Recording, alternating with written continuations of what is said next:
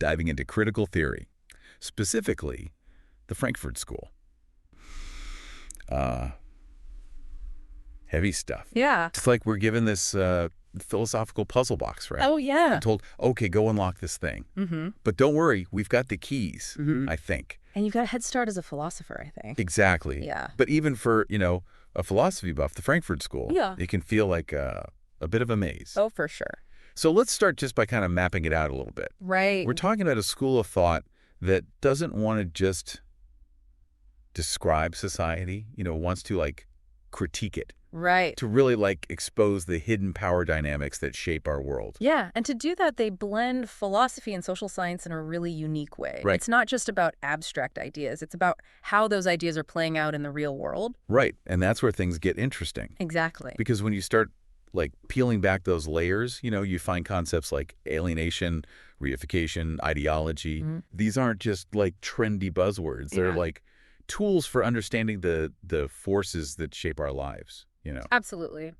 And before we get to those, I think we need to meet the minds behind these ideas. Okay, yeah. The Frankfurt School may sound like some formal institution, Right. but it's more like a family tree of thinkers. Okay. Each generation kind of building on the work of the last. This family tree idea, I like that. Yeah. So who are the founding fathers, right? The ones Yeah. who kind of planted the seed for this whole school of thought.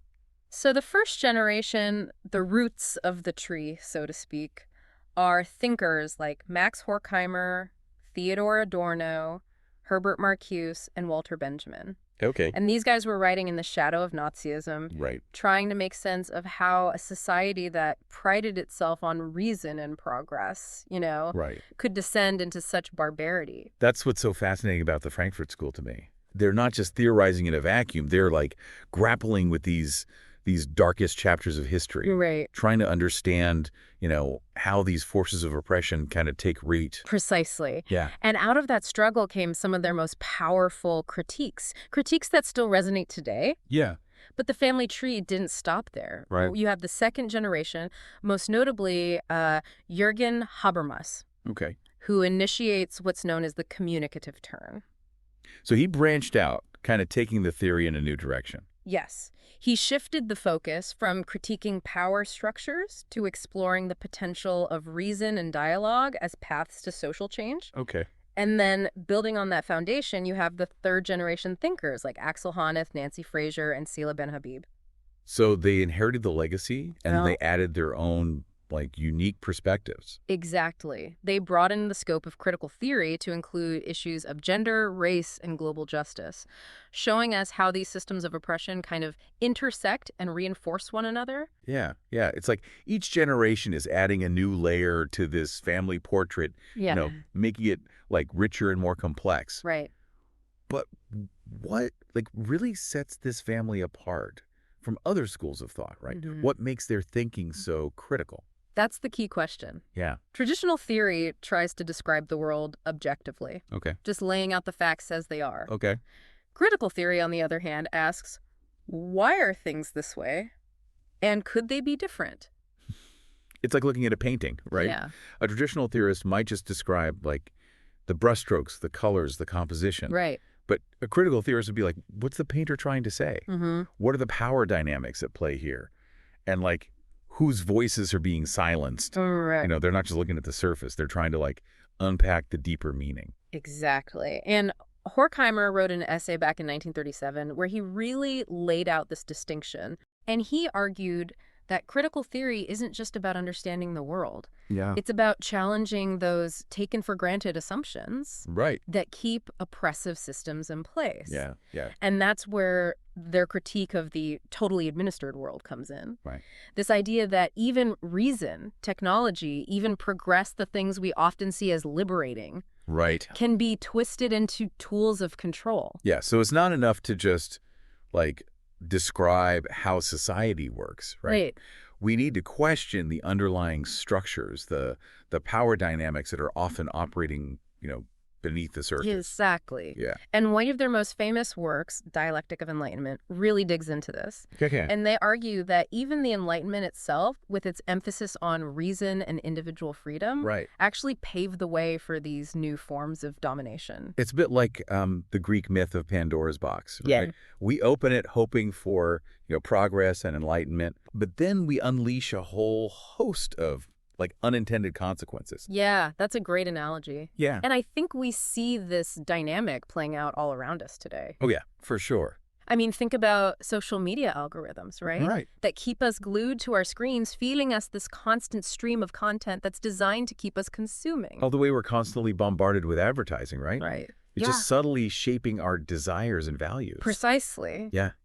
It's this feeling of being trapped in a system. Right. That's bigger than ourselves. Yeah. And where even, our leisure time is commodified. And that feeling, I think, is like a perfect bridge to one of those key concepts we mentioned earlier, right? Yeah. Alienation. Absolutely. Yeah. Because alienation in the context of critical theory isn't just about feeling lonely or isolated. Right. It's about a much deeper disconnect, a sense of being estranged from our work, our true selves, and even from other people. It's funny. As a philosopher, I always thought about alienation in terms of those existential questions of meaning and purpose, right? Right. But the Frankfurt School, they take it a step further. They do. They connect it to the very structure of modern society. Exactly. Yeah. They argue that in a capitalist system where our labor is so often reduced to just a means of production, Right. we become alienated from the fruits of our labor, Right. From the creative process itself. So it's not just about feeling disconnected from your job. Right. It's about being disconnected from a fundamental part of yourself. Yes. Your ability to, create, to contribute, to find meaning in your work. Precisely. Yeah. And that sense of alienation, it can seep into other areas of our lives as well, right? Totally. It impacts our relationships, our sense of community, even our relationship with nature. It's almost like we're living in this fragmented world, Yes. where everything is compartmentalized, and we're constantly searching for this sense of wholeness. And that fragmentation, I think, is a direct result of another key concept, reification. Okay, reification. Yeah. This is one that always tripped me up in philosophy class, Yeah. It just sounds so abstract. Right. But how does it actually play out in the real world? Well, think about it this way. Okay. Reification is the process of turning something complex and dynamic, like a human being, Okay. into a thing, an object. Right. It's about reducing people to their economic roles, Yeah. their social status, their data points. It's like when you walk into a store, Yeah. right? And you see just rows and rows of these identical products. Yeah.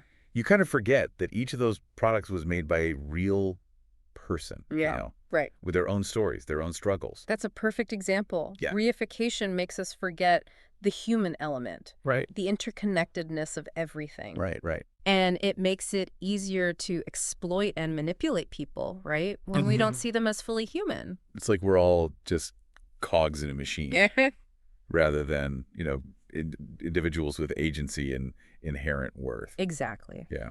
And this brings us to the third key concept, ideology. Oh, ideology. Yeah, This one feels particularly relevant today, it does. with all the political polarization and the spread of misinformation. Absolutely. Yeah. But remember, ideology in the context of critical theory Right.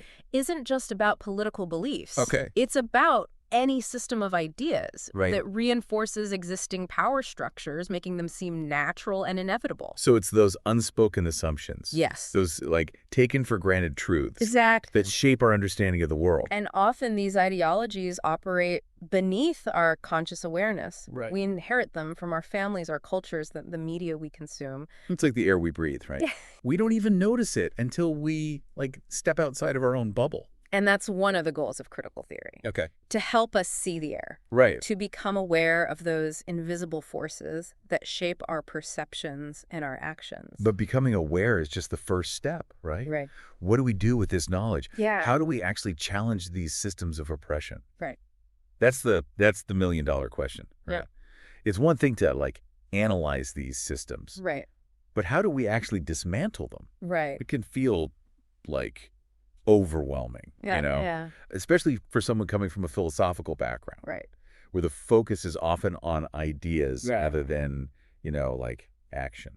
That's a really good point. And the Frankfurt School themselves grappled with this, Yeah. particularly that first generation. Right. They saw how easily masses could be swayed by propaganda Right. and how even reason itself could be used to justify oppression. So they weren't exactly optimistic about the power of, like, the people to create change. Initially, no. Yeah. But, even their critique was a form of engagement, Right. a call to awareness. Yeah. And as the school evolved, later thinkers like Marcuse saw more potential in social movements. Okay. Especially, the counterculture movements of the 60s. Right. Marcuse and his ideas about the great refusal.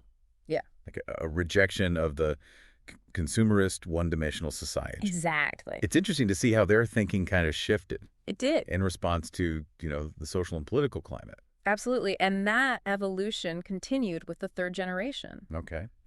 Thinkers like Honneth, Fraser, and Ben Habib, Yeah. who really embraced feminist and anti-racist movements, recognizing the need for solidarity and collective action to challenge these interlocking systems of oppression.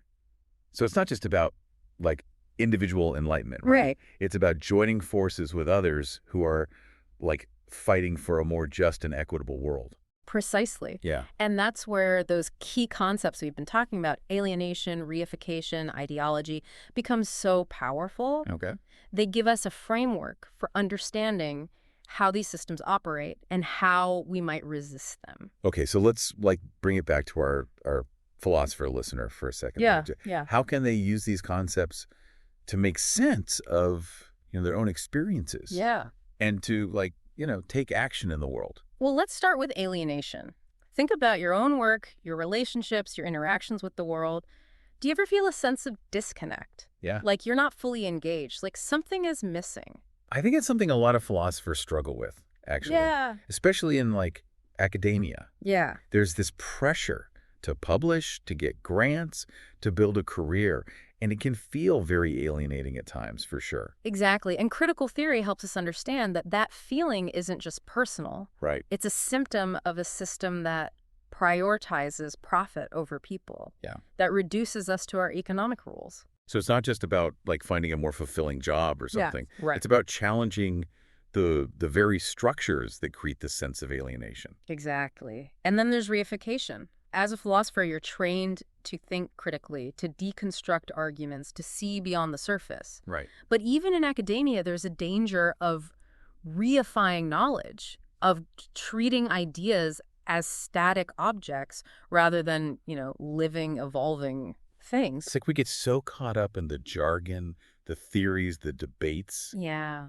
that we forget the human element, the lived experience behind those ideas. Exactly. And then there's ideology. Right. As a philosopher, you're probably really good at, spotting logical fallacies, Right. at dissecting arguments. Yeah. But critical theory reminds us that ideology operates on a much deeper level, Right. shaping our very perceptions of what is true, what is possible. So it's not just about winning arguments. It's about challenging those underlying assumptions that often go unquestioned. Precisely. And the good news is, as a philosopher, you're already equipped with many of the tools you need to do this work. Okay. Critical thinking, skepticism, a passion for justice. These are all valuable assets in the fight against oppression. So it's not about, like, abandoning philosophy or anything. It's about, like, using it as a weapon, Yeah. a tool for dismantling those systems Yeah. that keep us alienated, reified, and trapped in a web of ideology. Exactly. And remember, change doesn't happen overnight. Right. It's a long, messy process. Yeah. But even small acts of resistance can make a difference. Okay. Speaking up against injustice, supporting progressive causes, educating yourself and others, these are all important steps. So it's about, like, finding those points of leverage. Yes. Where we can, like, push back, Yeah, where we can create, like, cracks in the system. exactly. And remember, you're not alone in this struggle. Right. There are countless others who are fighting for a more just and equitable world. Connect with them, learn from them, and draw strength from their courage. Because ultimately, critical theory isn't just about critique, Right? right? Right. It's about hope. Yes. It's about believing that a better world is possible and that, we have a role to play in creating it. That's the essence of it. The Frankfurt School, despite their often pessimistic outlook, ultimately believed in the power of human agency to challenge the status quo and create a more just and fulfilling future. Yeah. And that's a message worth remembering, especially for those of us who are drawn to philosophy's pursuit of truth and justice. So there you have it, a crash course in critical theory, tailor-made for a fellow philosopher. There you go. It's dense, it's challenging, but it's also, like, incredibly empowering, I think. I think so too. Because once you see the world through this lens, you can never unsee it. Right. And that awareness, that critical consciousness, Yes. it's the first step towards, creating a world where everyone can flourish. And as you continue to explore these ideas, remember that the Frankfurt School was just the beginning. Right. Critical theory is a living, breathing tradition. Yeah. Constantly evolving and adapting to new challenges. Right. So keep asking questions, keep pushing boundaries, and keep fighting for a better future. Well said. And hey, if you're ready to, dive deeper into other philosophical rabbit holes, Yeah. we've got plenty more deep dives waiting for you. Until next time.